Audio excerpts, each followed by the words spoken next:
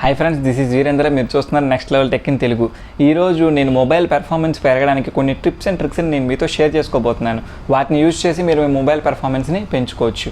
Okay friends, విషయానికి వచ్చేద్దాం. దీంట్లో ఫస్ట్ పాయింట్ వచ్చి జంక్ ఫైల్స్. ఈ జంక్ ఫైల్స్ అనేవి ఏంటో నేను మీకు బ్రీఫ్ ఎక్స్ప్లెనేషన్ ఇస్తాను. జంక్ ఫైల్స్ అంటే ఏంటంటే, ఫర్ ఎగ్జాంపుల్ మనం మొబైల్లో ఒక అప్లికేషన్ యూజ్ చేస్తున్నాం, సమ్ ఎక్స్ అనుకోండి అప్లికేషన్. ఆ అప్లికేషన్ మనం యూజ్ చేస్తూ ఉన్నాం.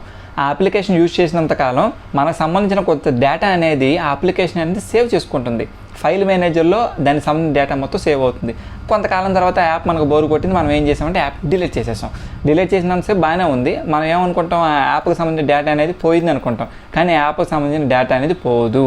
ఫైల్ మేనేజర్లో ఆ యాప్ పేరుతో దాని డేటా మొత్తం కూడా లాగిన్ ఇన్ఫర్మేషన్తో సహా ఫీడే ఉంటుంది. సో మనం చేయాల్సిన పని ఏమిటంటే, ఆ యాప్ని డిలీట్ చేసిన వెంటనే సేమ్ ఫైల్ మేనేజర్లోకి వెళ్ళి దానికి సంబంధించిన ఆ ఫోల్డర్ నేమ్తో ఉండే, ఫర్ ఎగ్జాంపుల్ ఫేస్బుక్ అయితే ఫేస్బుక్ నేమ్తో ఉండే ఫోల్డర్ని డిలీట్ చేస్తే మాత్రమే ఆ యాప్కి సంబంధించిన డేటా మొత్తం పోతుంది.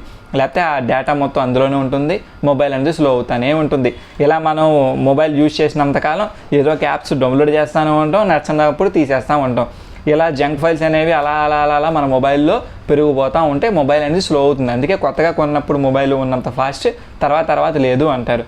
సో మనం చేయాల్సిన పని ఏంటంటే, ఈ యాప్స్ని డిలీట్ చేసిన తర్వాత జంక్ ఫైల్స్ని కూడా డిలీట్ చేసుకుంటే మొబైల్ పెర్ఫార్మెన్స్ అనేది చాలా పెరుగుతుంది. నెక్స్ట్ ఆప్షన్ వచ్చేసి క్యాష్ మెమరీ. ఆల్రెడీ నేను దీని గురించి నా ప్రీవియస్ వీడియోస్లో ఎక్స్ప్లెనేషన్ ఇచ్చాను, మళ్ళీ చెప్తున్నాను. క్యాష్ మెమరీ అంటే ఏంటంటే, ఫర్ ఎగ్జాంపుల్ మనం ఒక యాప్ని యూజ్ చేస్తున్నాం. ఆ యాప్ మనకు సంబంధించిన లాగిన్ ఇన్ఫర్మేషన్ కానీ, మనకు సంబంధించిన ప్రొఫైల్ పిక్స్కి సంబంధించిన ఇన్ఫర్మేషన్ కానీ, అదర్స్ డేటా, ఫర్ ఎగ్జాంపుల్ అదే యాప్లో మనం సంథింగ్ ఫేస్బుక్ అనుకోండి, ఫేస్బుక్లో మనం గేమ్ ఆడుతున్నాం అనుకోండి, దానికి సంబంధించిన గేమింగ్ యొక్క లాగిన్ ఇన్ఫర్మేషన్ కూడా సేవ్ అయి ఉంటుంది. ఆ ఇన్ఫర్మేషన్ మొత్తం కూడా క్యాష్ మెమరీలో ఉంటుంది.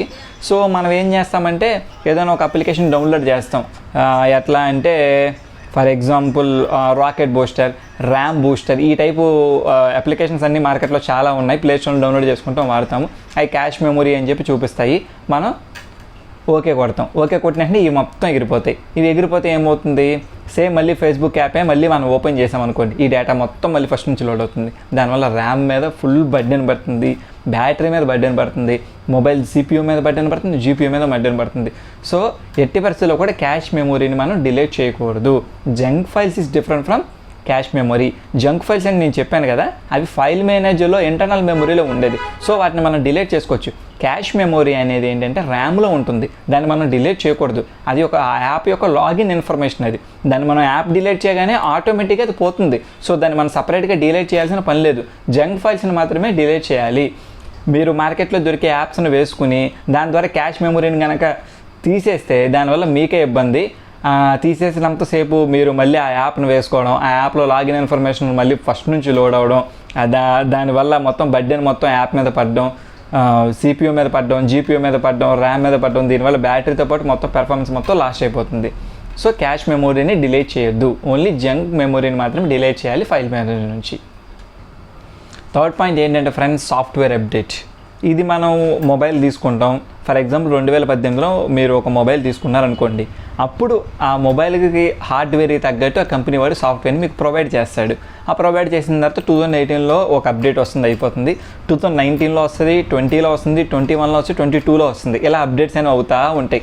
దీనివల్ల మీ మొబైల్ అనేది స్లో అవుతుంది. ఇక్కడ ప్రాబ్లం ఏమవుతుందంటే, 2018 మొబైల్ కాబట్టి దానికి తగ్గట్టుగా సాఫ్ట్వేర్ అనేది మీ మొబైల్లో బిల్ట్ అయి ఉంటుంది. నెక్స్ట్ సాఫ్ట్వేర్ అప్డేట్ చేసినప్పుడు అది మీ మొబైల్తో పాటు అప్పుడు వచ్చిన 2019 మొబైల్కి కూడా వస్తుంది. సో ఇక్కడ మీరు చేయాల్సిన పని ఏంటంటే, ఏదైనా ఒక అప్డేట్ వచ్చినప్పుడు ఆ అప్డేట్ చేసుకోవాలా లేదా అని చెప్పి యూట్యూబ్లో ఒక్కసారి వెళ్ళి దాన్ని ప్రివ్యూని చూడండి, అలాగే దాని రివ్యూని చూడండి. ఆ రెండు చూడండి. చూస్తే దానికి సంబంధించిన ఇన్ఫర్మేషన్ అనేది మీకు తెలుస్తుంది. అప్పుడు మీకు పాజిటివ్గా అనిపిస్తే చేసుకోండి, లేకపోతే లేదు. మ్యాక్సిమం కుదిరినంత వరకు లేటెస్ట్ సాఫ్ట్వేర్ అప్డేట్లు అనవసరమైనవి మీరు చేసుకోకుండా ఉండడం మంచిది. ఎందుకంటే అది హార్డ్వేర్ మీద చాలా ప్రెషర్ తీసుకొస్తుంది. ఆ రెండు హార్డ్వేర్ అలాగే సాఫ్ట్వేర్ ఇంబ్యాలెన్స్ అయితే మొబైల్ అనేది స్లో అవ్వడం కామన్. మళ్ళీ డౌన్ గ్రేడ్ చేసుకోవాలంటే అన్ని మొబైల్స్లోనే అవ్వదు. మీరు ఒక సాఫ్ట్వేర్ అప్డేట్ చేసేసి దాన్ని మళ్ళీ వెనక్కి తీసుకొద్దాం, డౌన్ గ్రేడ్ చేయాలంటే సర్వీస్ సెంటర్కి వెళ్ళాలి. అందులో కూడా కొన్ని మోడల్స్ వరకు అవకాశం ఉంది. కొన్ని మోడల్స్ డౌన్ గ్రేడ్ చేస్తే డెడ్ అయిపోయే అవకాశం ఉంటుంది. సో అప్డేట్ చేసేటప్పుడు బీ కేర్ఫుల్ ఫ్రెండ్స్. ఒక్కసారి యూట్యూబ్లోకి వెళ్ళి రివ్యూ చూసి మీకు పాజిటివ్గా అనిపిస్తే చేసుకోండి, లేకపోతే లేదు. Please subscribe for part 2 friends.